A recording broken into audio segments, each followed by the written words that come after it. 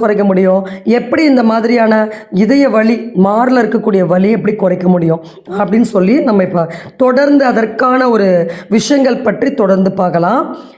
முதல்ல ஒரு முன்னெச்சரிக்கை நடவடிக்கையாக எக்கோ அண்ட் இசிஜி இதை நம்ம எடுத்து பார்க்கறது தவறு கிடையாது.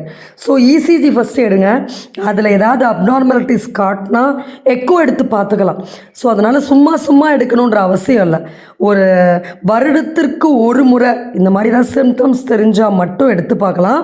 அந்த ரீடிங்ஸை பார்த்து சில பேர் டாக்டர் இன்டர்ப்ரெட் பண்ணி நம்மக்கிட்ட சொல்கிற வரைக்கும் ஒரு மாதிரி பயந்துகிட்டே இருப்பாங்க. ஐயோ என்னவோ சொல்லிடுவாங்களோ ஏதோ இருக்குமோ அப்படின்னு. அதனால் பயப்படாதீங்க. எதுவாக இருந்தாலும் கண்டிப்பாக குறையும்.